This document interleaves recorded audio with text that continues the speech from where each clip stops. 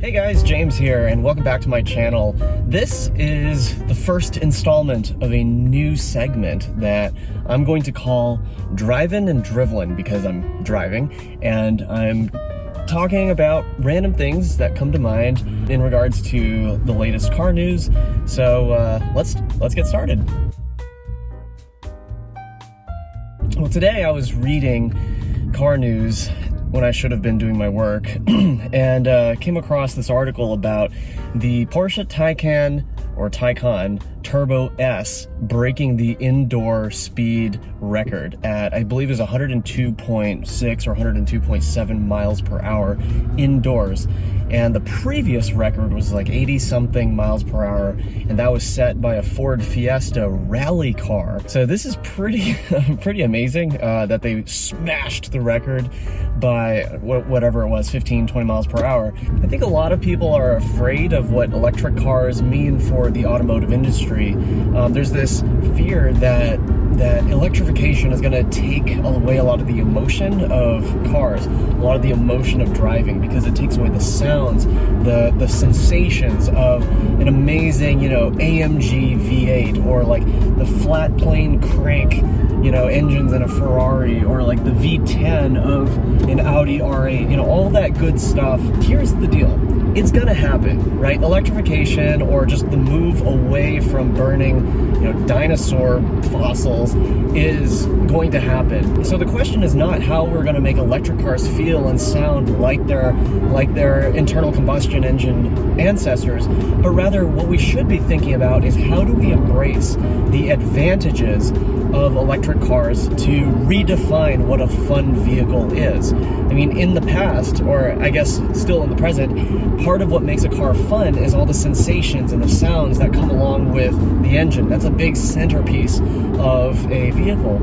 But if that's going to go away, then we shouldn't just sit around and bemoan the fact that it's going away. We should say, okay, yeah, it's going away, and we love that aspect, but what can we do to really enjoy electric cars? Electric cars have a number of advantages that could really actually bode well for making fun vehicles. I get it that there won't be the same sounds and vibrations that ICE engines have, but electric cars do have some advantages. Number one, and I'm not going to include speed as one of those advantages, and I'll tell you in a second, I'll tell you why. But some of those advantages would include things like a low center of mass. Electric cars almost invariably have a lower center of mass than their ICE counterparts. Why? Because the batteries are heavy, they're down low, motors are really small, you don't have this engine that's mounted up high.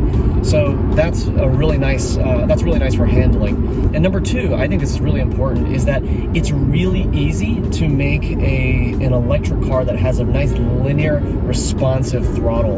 Electric cars have that advantage, right? When you mash the pedal, it's all just software based on like, okay, how much do we roll out the energy from the battery, and it can change and adapt very, very quickly.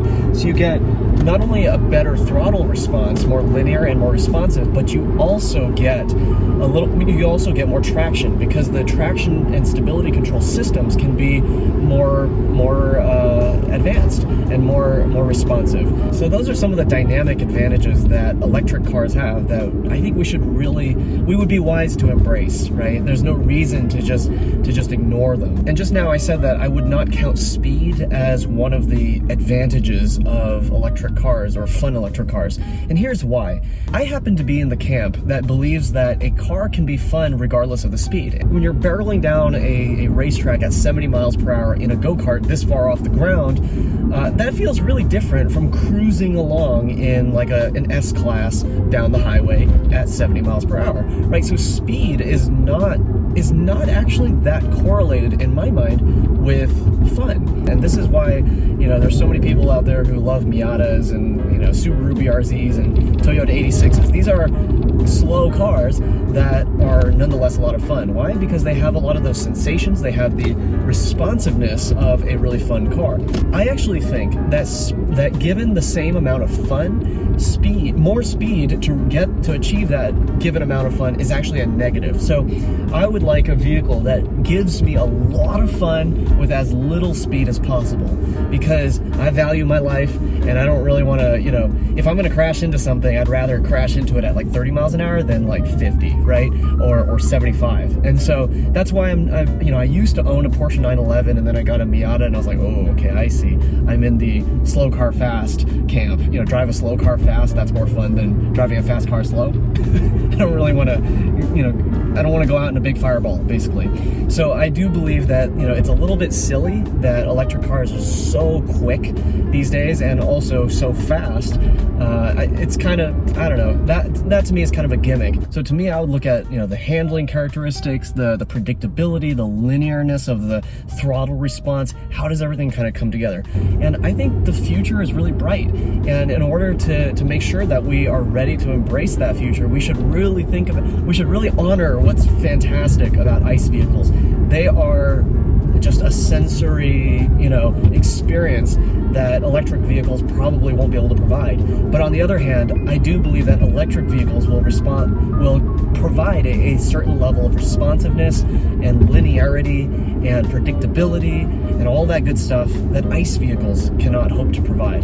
So, I'm happy to see what the future holds for us, and with this, with the Taycan Turbo S breaking this record, just obliterating this record of the highest speed achieved indoors, that just brought to mind some of the advantages of electric cars. And although, like I said, I don't believe that speed is one of those advantages to me.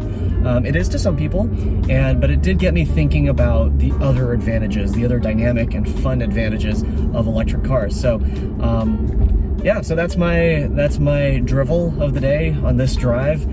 Subscribe if you want to hear more. I'm planning to pump out these driving and driveling episodes, I guess you could call them, pretty frequently, because why not? I think it's fun to make videos. I think it's fun to keep on top of automotive news and just kind of give you my thoughts about that, see what you guys think.